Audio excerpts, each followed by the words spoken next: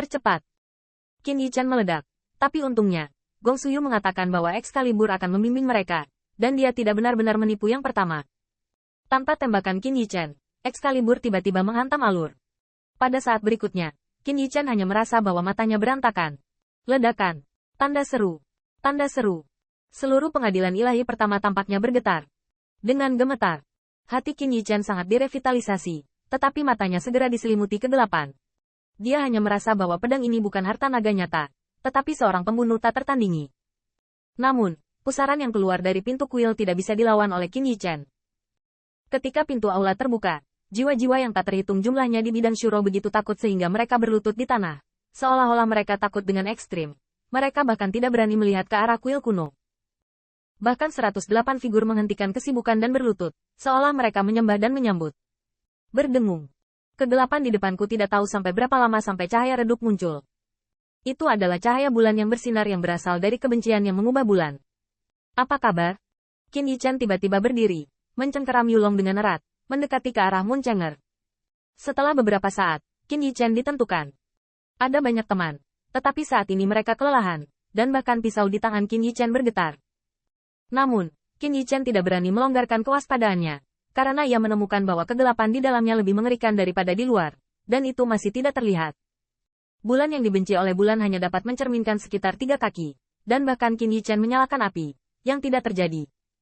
Ayo, selamatkan hidup kita. Ziyun tersentak. Dia tidak memiliki luka, tetapi tidak ada kekuatan magis yang tersisa di Longjia, dan ini dibawa oleh Qin Yichan. Qin Yichan melihat sekeliling dan menemukan bahwa 108 tokoh menakutkan tidak dikejar, dan bahkan tidak bisa melihat di mana pintu kuil itu. Ziyun merasa lega ketika melihat ini, tetapi dia masih tampak khawatir. Bagaimana dengan harta itu? Qin Yichan melihat sekeliling. Namun, ketika semua orang mencari harta dengan hati-hati, dia mendengar suara rantai bergerak di telinganya. Ledakan. Hati Qin Yichan gemetar, dan dia tiba-tiba mendongak, menyambut mata Ziyun. Apakah kalian merasa bahwa suara ini agak akrab?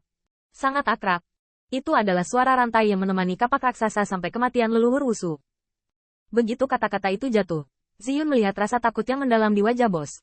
Dia bahkan merasa bahwa suara rantai itu tepat di belakangnya. Musuh. Raungan tumpul, tetapi kengerian yang terkandung di dalamnya tiba-tiba membuat hati Qin Yichan bergetar. Jika dikatakan bahwa dia baru saja menghadapi 108 angka tanpa kepala tadi, dia hanya tidak berani menggambar pisau.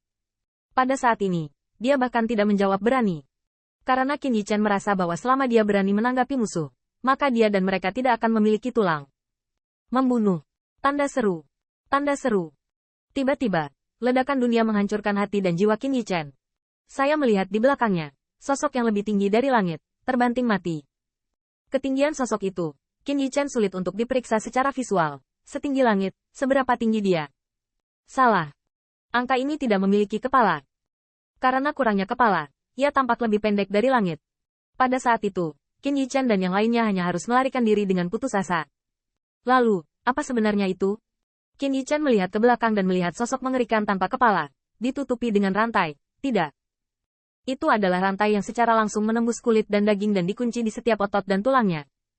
Di atas rantai itu, pola sihir bercokol. Hanya sekilas, Qin Yichan merasa mati lemas. Dan sosok tanpa kepala itu ada di seluruh tubuh. Itu adalah pola sihir yang tak terhitung jumlahnya. Bahkan Qin Yichan merasa bahwa sosok tanpa kepala ini adalah iblis. Itu adalah iblis pembunuh yang paling murni dan menakutkan. Meskipun sosok tanpa kepala itu tanpa kepala, dia melihat 2 murid sihir tumbuh keluar dari dadanya. Di antara murid sihir, tampaknya ada kebencian yang tak ada habisnya, kemarahan yang tak terbatas, dan niat membunuh yang tak ada habisnya. Bunuh, bunuh, bunuh. Aku melihat bahwa pusar perut-perut tanpa kepala itu terbuka. Dan niat membunuh yang mengerikan adalah meledak dari mulut tempat pusar itu robek. Sosok tanpa kepala itu memegang perisai di satu tangan dan kapak di tangan lainnya.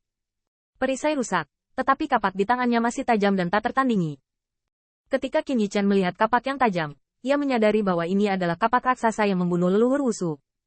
Tapi jangan lupa, leluhur Wusu meninggal di Taman Kekaisaran. Dan mereka terbang selama sebulan di perahu kayu, belum lagi puluhan juta mil. Saya khawatir ada ratusan juta mil. Dengan kata lain, ratusan juta mil jauhnya, sosok tanpa kepala ini meretas nenek moyang Wusu. Saat ini, kapak yang tajam menggantung tinggi di atas kepala Qin Yichan. Hanya dengan menyaksikan dengan mata kepala sendiri Anda dapat memahami betapa tajamnya kapak ini dan betapa mengerikannya sosok tanpa kepala ini. Qin Yichen mati-matian melarikan diri, dan rantai itu memegang sosok tanpa kepala, menarik ruangan, melihat bahwa sosok tanpa kepala membuka kulitnya, dan tulang-tulangnya bahkan patah. Tampaknya begitu rantai itu berjuang, sosok tanpa kepala itu sangat menyakitkan, tetapi rasa sakit itu membuatnya lebih tirani dan niat membunuh lebih mengerikan. Apa yang membuat Qin Yichen bahkan lebih tak terduga adalah bahwa di antara pelariannya, leluhur Zhou Guang dan Gesi langsung terbang keluar dari Deng Xianding. Pengkhianat. Kamu pengkhianat. Tanda seru. Tanda seru. Kamu pengkhianat. Tidak layak duduk di sini. Tidak layak menjadi manusia.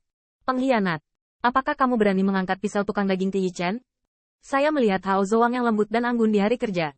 Saat ini, itu adalah kutukan dia bahkan membuat Qin Yichen yang putus asa menjadi lebih berantakan. Pengkhianat. Tidak layak menjadi manusia? Apa ini dan apa? Namun, Qin Yichen memandangi dua leluhur yang menegur sosok tanpa kepala itu bukannya bersembunyi dari muka kapak raksasa. Tidak layak menjadi. Qin Yichen menatap sosok tanpa kepala, dan melihat tangan memegang perisai dan kapak, tetapi 5 jarinya.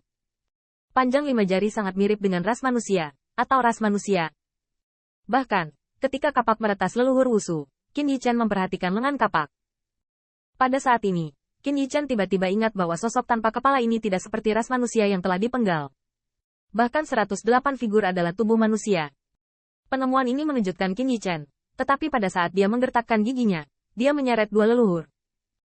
Belum lagi apakah itu manusia atau iblis. Jika kapak ini ditebang, tidak ada yang bisa membawanya.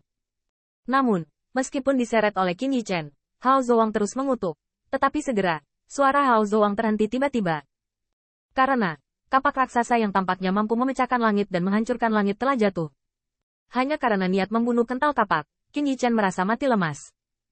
Dia tidak bisa bergerak sama sekali, dan hanya bisa menjadi semut yang dibantai oleh kapak raksasa ini.